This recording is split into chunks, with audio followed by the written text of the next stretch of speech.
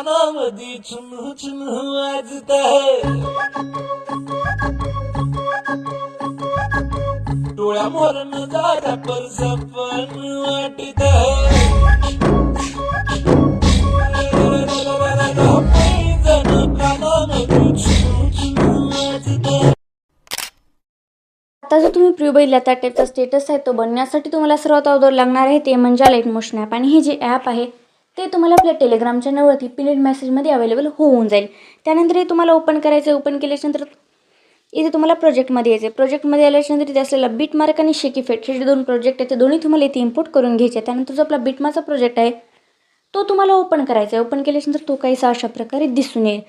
तर आपले जे मॉडेलचे जे इमेजेस आहेत ते जर तुम्हाला चेंज करायचे असतील तर सिम्पली तुम्हाला त्या लेअरवर जायचं आहे, कलर अँड फिलवरती जायचं आहे आणि स्टारवरती जाऊन तुम्हाला जे काही इमेज तुम्हाला चेंज करायची आहे ते इमेजला तुम्हाला सिलेक्ट करायचं आहे आणि ते प्लसवर जाऊन तुम्ही ती इमेज चेंज करून घेऊ शकता. त्यानंतर तुम्हाला नेक्स्टवरती जायचं आहे 4.7 सेकंदावरती.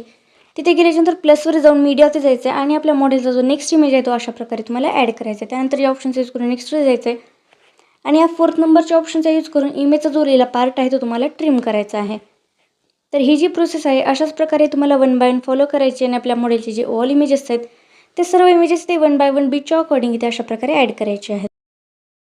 आपल्या मॉडेलचे जे ऑल इमेजेस आहेत ते ॲड झालेले. त्यानंतर तुम्हाला बॅक घ्यायचं आहे. बॅक घेतल्याच्यानंतर जो आपला शेक इफेक्टचा प्रोजेक्ट आहे तो तुम्हाला ओपन करायचा. ओपन केल्यानंतर इथे एकच इफेक्ट दिलेला आहे तो तुम्हाला कॉपी करायचा आहे.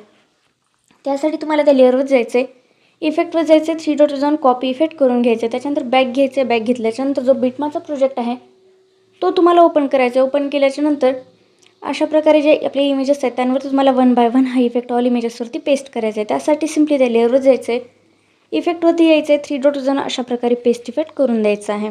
तर ही जी प्रोसेस आहे अशाच प्रकारे 1 बाय 1 फॉलो करायची आहे आणि आपल्या मॉडेलच्या ऑल इमेजेसवरती हा इफेक्ट पेस्ट करायचा. तर ही जी आपली लास्ट इमेज आहे त्या लास्ट इमेजवरती जो इफेक्ट आहे तो देऊन झाल्याच्यानंतर तुम्हाला सिम्पली ते शेअरवरती जायचं आहे, खाली एक्सपोर्टवरती जायचं आहे आणि या व्हिडिओला तुम्हाला इथून सिम्पली एक्सपोर्ट करून घ्यायचं आहे.